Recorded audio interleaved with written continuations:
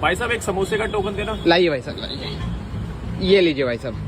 बिल्कुल ऐसे ही अगर एआई मॉडल्स यूज करने हैं तो पहले हमें पैसे देके टोकन्स खरीदने पड़ते हैं। आओ जल्दी से आपको सिखा देता हूँ एआई का एक सुपर इंपॉर्टेंट कॉन्सेप्ट, टोकनाइजेशन। सोचो कि आपको एक पूरी बुक लिखनी है तो आप पहले अल्फाबेट जोड़ के वर्ड्स बनाओगे, वर्ड्स से सेंटेंसेस, सेंटेंसेस से पैराग्राफ, और ऐसे ही आप पूरी बुक कंप्लीट करोगे, राइट? एग्जैक्टली ऐसे ही जब हम चैट जीपीटी या किसी भी एआई मॉडल से बात करते हैं तो वो हमारे सेंटेंस को पूरा एक साथ नहीं समझता, वो इन्हें छोटे छोटे बिल्डिंग ब्लॉक्स या एआई के टर्म्स में बात करें तो टोकन्स में ब्रेक कर देता है, और इसी ब्रेकिंग के प्रोसेस को कहते हैं टोकनाइजेशन। अब सवाल है कि एआई टेक्स्ट जनरेट कैसे करता है? हर टोकन के बाद एआई मॉडल प्रिडिक्ट करता है कि नेक्स्ट मोस्ट प्रोबेबल टोकन क्या होगा, और ये ऐसे करता है कि एआई मॉडल एक लिस्ट बनाता है टोकन्स की, और हर टोकन के साथ होती है उसकी प्रोबेबिलिटी की कितने हाई चांसेस है इसके अब आने के, based on the training data जो उस मॉडल को दिया गया था। फिर एआई मॉडल उस लिस्ट में से टॉप टोकन को चूज कर लेता है, और इसी प्रोसेस को रिपीट करते करते वो फाइनल रिस्पॉन्स जनरेट करता है। तो इससे फर्क क्या पड़ता है? एक्चुअली बहुत फर्क पड़ता है, क्योंकि जितने ज्यादा आप टोकन्स यूज करोगे उतना ही ज्यादा आपका एपीआई का बिल आएगा। हर एआई मॉडल की कॉन्टेक्स्ट विंडो लिमिट होती है कि जो हमने क्वेश्चन पूछा है और जो एआई का रेस्पॉन्स होगा, इन सब में मिला के मैक्सिमम नंबर ऑफ टोकन्स इतने ही हो सकते हैं। उससे ज्यादा अगर हम देंगे तो एआई मॉडल उसे रिजेक्ट कर देता है। और एक बहुत इंपॉर्टेंट बात, आपने जो एआई को इनपुट दिया वो सारे टोकन्स और जो एआई ने आपको रेस्पॉन्स दिया वो सारे टोकन्स, ये दोनों ही मिला के आपके बिल में और कॉन्टेक्स्ट विंडो में आते हैं। तो सोच समझ के यूज करना।